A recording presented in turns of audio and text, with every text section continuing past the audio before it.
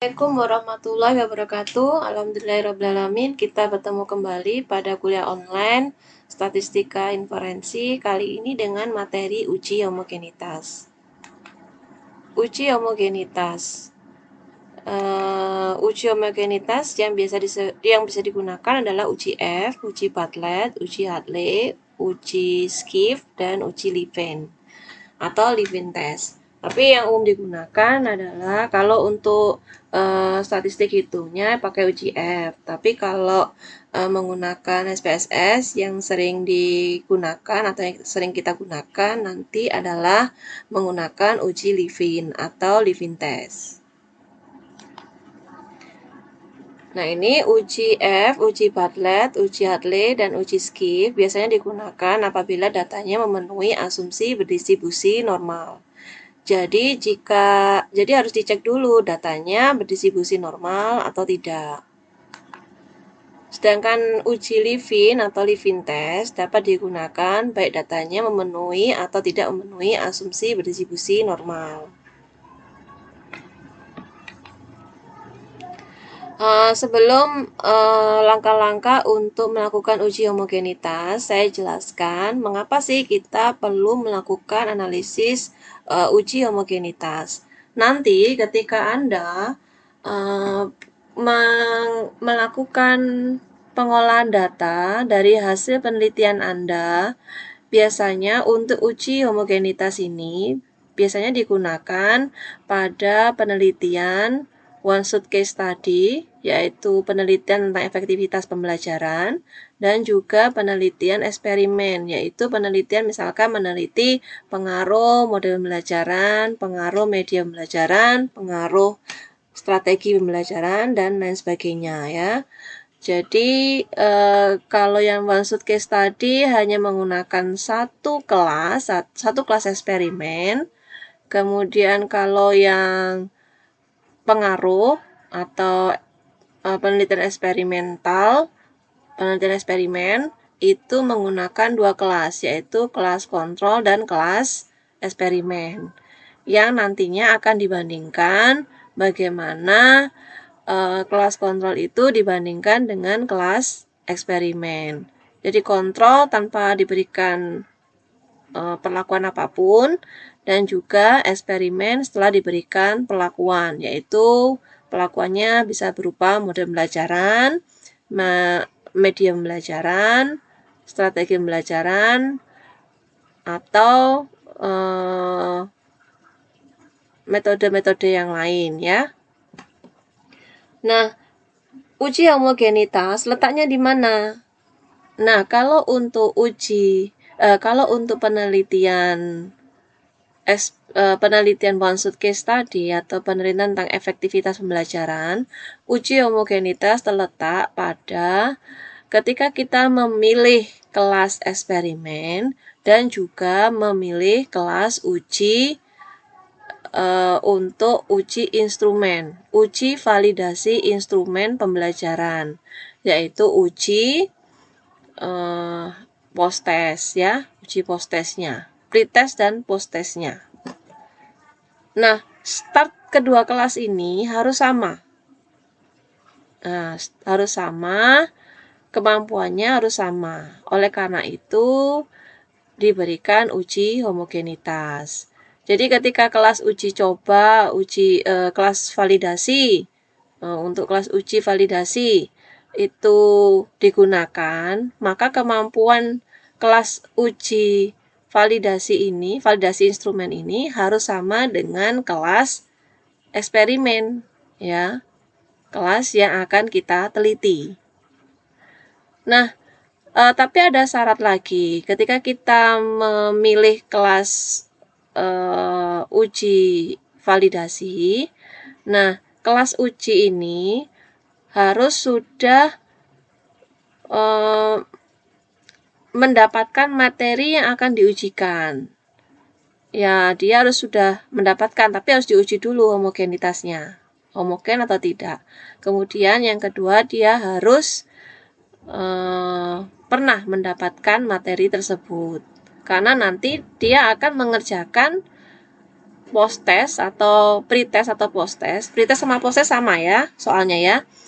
Yang akan digunakan untuk kelas eksperimen. Nah, bayangkan kalau dia tidak menerima materi tersebut, ya tidak bisa digunakan untuk uji validasi instrumen. Oke, sudah paham ya? Nah, kalau untuk penelitian eksperimen, penelitian tentang pengaruh, model pembelajaran, media pembelajaran, dan lain sebagainya, itu Anda harus menggunakan 3 kelas. 2 kelas di sekolah yang sama, yaitu kelas kontrol dan kelas eksperimen, dan 1 kelas di sekolah yang berbeda. Ya, kenapa kok tidak di sekolah yang sama? Misalkan kelas itu memiliki 3 kelas. Mengapa tidak 3 kelas itu saja digunakan? Tidak bisa.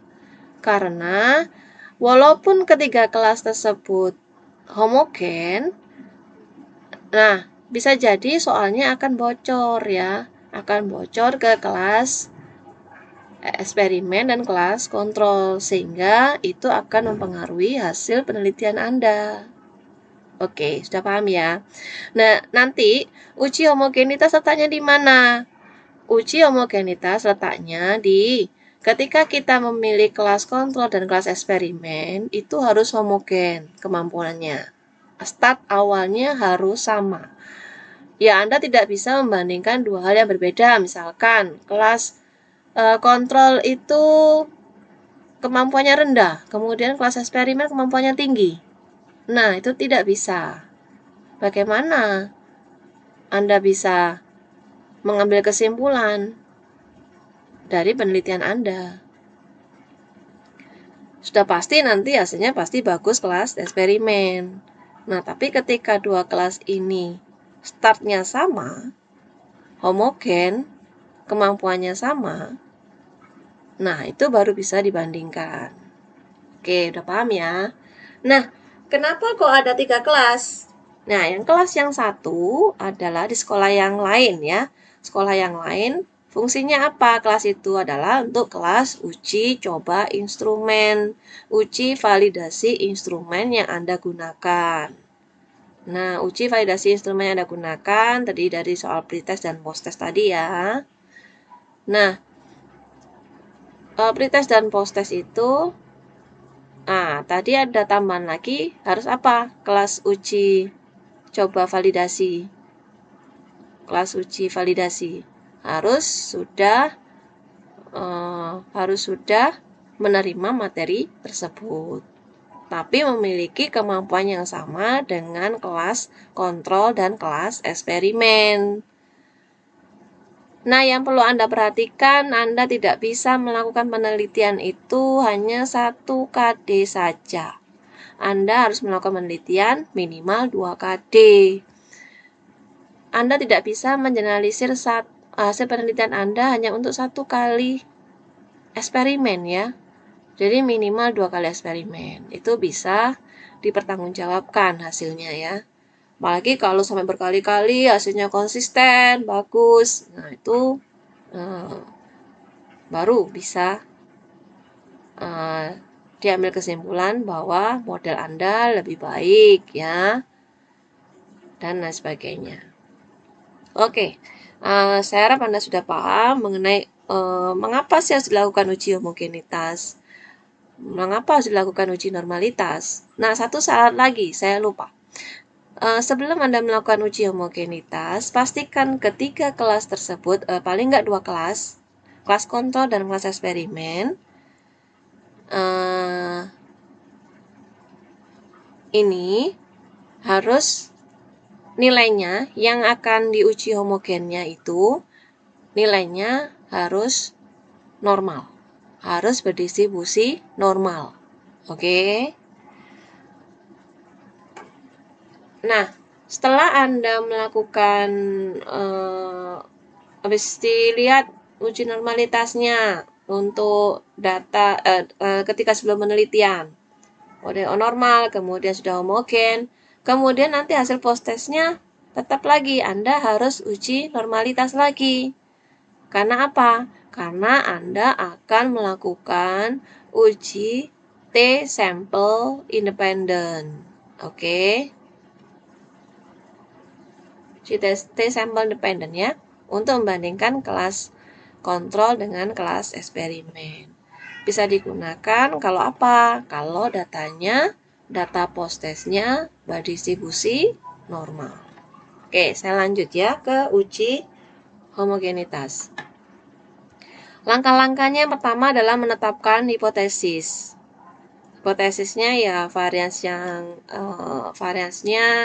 A dan varians B atau varians 1 dan varians 2-nya sama. Satunya varians 1 tidak sama dengan varians yang kedua. Kemudian ujilah pemenuhan asumsi kenormalan dari kedua sampel data. Nah, tadi kan harus diuji dulu. Harus memenuhi kenormalan, harus memenuhi distribusi, harus data itu harus berdistribusi normal.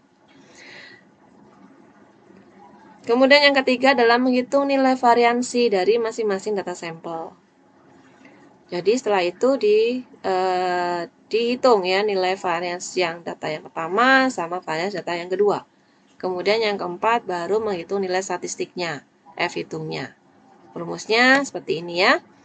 F hitung adalah S1 variansnya, varians data 1 dibagi dengan varians data 2. Yang menempati varians data 1 nilainya harus lebih besar dibandingkan data 2, varians data 2 ya.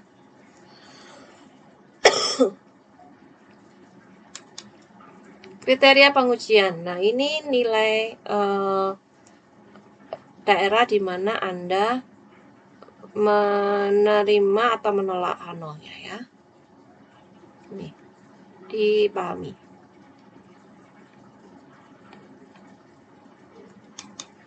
Saya langsung ke contoh ya. Diberikan data hasil belajar matematika siswa SMA. Dia sudah diasumsikan berdistribusi normal sebanyak 30 orang pada kelas 10A dan 30 orang pada kelas 10B untuk topik bilangan berpangkat sebagai berikut. Nah, ini data untuk kelas 10A. Nah, ini data untuk kelas 10B. Ujilah apakah kedua kelas homogen. Gunakan taraf signifikansi 0,05. Nah, uji homogen yang pertama tentu saja Anda harus mencari minnya ya, min kelas 10A, min kelas 10B. Kemudian varians kelas 10A, varians kelas 10B. Nah, ini saya gunakan deskriptif statistik dari SPSS. Nah, ini langsung ada hasilnya ya. 6 untuk min dari 10A itu 6,263. Ini. Untuk min dari kelas 10B 7,048. Ini variansnya 10A 0,241, varians kelas B 0,289. Nah, ingat ya tadi kan untuk letak S1 kuadrat harus lebih besar dari S2 kuadrat. Sehingga yang diletakkan di sini adalah bukan SA-nya tapi SB-nya. Ya. SB dibanding dengan SA. Setelah diperoleh F hitung, kita lihat F tabelnya. Nanti dilihat sendiri di tabel F ya. Saya rasa Anda sudah paham yang ini ya, cara menghitungnya ya, cara mencari tabelnya ya. Nah, ini karena F1 min alfa per 2, V1 dan V2 sama dengan 0,48, itu kurang dari F hitung, dan F alfa per 2, F1 dan F2-nya sama dengan 2,1 itu kurang dari F hitung, kurang dari F hitung. F hitungnya kurang dari F alfa per 2, V1, V2, yaitu 2,1, maka F hitungnya berada di antara kedua kurva tersebut ya, kedua F tabel tersebut ya. Maka H0 diterima, yang berarti bahwa kelas 10A dan kelas 10B memiliki nilai matematika yang homogen. Oke. Nah, ini uji homogen dengan SPSS. Caranya adalah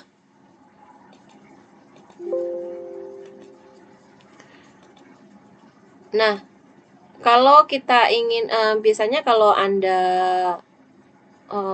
ingin melihat deskripsinya, ya Anda bisa menjadikan dua data itu sebagai berikut ya, 10A, 10B. Nah, ini seperti biasa, analyze, deskriptif, statistik, deskriptif. Ini saya kembalikan.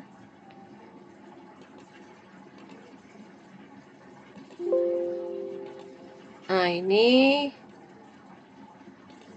SA, 10A, 10B. Kita ingin menampilkan apa saja, kemudian di OK. Nanti akan tampil kedua kelas tersebut ya. Yang saya kopikan tadi di sini ya, yang ini. Nah, kalau kita ingin menganalisis homogen, maka kita harus menaruh datanya seperti ini. Nah, tadi ini kan kelas 10A. Kita coding dengan 1. Nah, 10B-nya ditaruh di bawahnya, di coding dengan 2 ya. Jadi, menaruh datanya harus seperti ini. Ditaruh ke bawah semua. Tapi di coding, diberikan coding atau kode. Di SPSS-nya seperti ini. Nah, ini nilai matematika kelas 10, ini kodenya. Jadi kalau kode 1 itu kodenya kelas 10A. Nah, kita bisa memberikannya di sini. Nilai matematika X. Nah, jangan lupa ketika Anda masuk ke kode ini harus dijadikan data nominal. Jadi jangan skala ya, tapi dalam bentuk nominal. Nominalnya adalah 1 dan 2. Nah, ini keterangannya ya. Ketika Anda masukkan misalkan 3. Nah, ini kasih keterangan kelas misalkan SC. Ini sudah saya namai sendiri ya. Kelas SA, kelas 10A, kelas 10B. Kita add-kan. Kita juga bisa menghapus di remove ya. Remove. Kemudian di OK. Nah, OK. Nah, jangan lupa ini nominal ya. Yang harus Anda pahami di sini nominal, yang untuk nilainya datanya adalah data skala ya. Tipe skala ya, tipenya nominal untuk yang kode. Kemudian kita lakukan analyze, kemudian compare means, one way ANOVA, masukkan datanya nilai matematika 10, kemudian untuk kodenya masukkan ke faktor. Kontrasnya tidak perlu dirubah ya. Kemudian posoknya ya tidak perlu. Signifikansinya 0,05 ya. Continue optionnya. Nah, ini di option ini Anda klik centang yang homogeneity of variance test. Kemudian continue, kemudian di OK. Nah, ini akan tampil seperti ini. Yang ingin kita lihat yang test of homogeneity of variance. Jadi tidak perlu yang ANOVA-nya. Ini yang perlu Anda perlu pahami ya. Yang ini yang perlu di copy ya, yang perlu dilihat. Nah, ini. Nilai matematika kelas 10 ya. Living test-nya 1,325, derajat bebas 1-nya 1, derajat bebas 2-nya 58. Nilai signifikansinya 0,254. Yang kita lihat adalah nilai signifikansinya. Jadi, Berdasarkan tabel output test of homogeneity of variance, di atas diketahui nilai signifikansi variabel nilai matematika pada siswa kelas 10A dan 10B adalah sebesar 0,254. Karena nilai signifikansinya sama dengan 0,254 lebih besar dari alfanya yaitu 0,05, maka dapat disimpulkan H0 diterima, yaitu yang berarti bahwa varians data nilai matematika topik bahasan bilangan berpangkat pada siswa kelas 10A dan kelas 10B adalah sama atau homogen. Live-in test itu bisa tampil juga, bisa kita lihat juga di sini. Nah, ini bisa tampil juga untuk dianalyze deskriptif statistik, kemudian explore, masukkan nilai matematikanya di sini, faktorisnya masukkan kodenya, statistiknya 95% ya, 0,05 tadi ya, plotnya, nah ini Anda klik yang power estimation, ini ya, kemudian continue. Nah ini tidak perlu, kemudian oke. Nah, Anda akan lihat seperti ini. Ini sama dengan deskripsi dari kelas A ya, tapi bentuknya secara vertikal ya. Kalau biasanya kan secara horizontal ya. Nah, yang ingin kita copy, yang ingin kita lihat live-in test-nya yang ini. Tabel yang ini. Nah, kita bisa kopikan di sini. Kita bisa lihat di sini. Nah, yang ingin kita lihat yang bagian yang ini. Nah, jadi live-in test-nya adalah yang ini. Untuk nilai signifikansinya yang kita ingin lihat adalah yang ini. Live-in test-nya sama ya, 1,325 dengan yang tadi. Nah ya, sama ya. Sama. Nah, kita juga bisa lihat lagi live-in test pada bagian yang ini. Ketika kita melakukan uji T-sample independent. Jadi kita bisa melakukan analyze, compare means, independent sample t-test. Kita masukkan nilai matnya kelas 10, grupnya, kodenya, coding dari kelas 10-nya tadi. Nah, ini biasanya ini ada tanda tanya. Nah, define group. Kita mau grup 1 ya 10A, ini grupnya, yang grup 2 10B ya. Continue. Kemudian optionnya 95%, continue, kemudian OK. Kita lihat di sini ya. Nah, kita lihat yang ini, independent sample test. Ini saya sudah kopikan di sini. Nah, ini yang kita lihat yang ini ya. Nah, yang ini.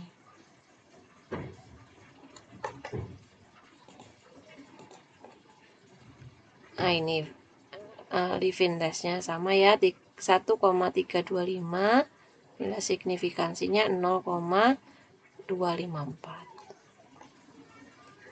Nanti kesimpulannya lihat yang tadi ya, sama ya. Oke, sampai di sini materi tentang uji homogenitas. Saya harap Anda memahami mengapa kita harus melakukan uji normalitas dan uji homogenitas. Sampai di sini saya mengucapkan terima kasih. Wassalamualaikum warahmatullahi wabarakatuh.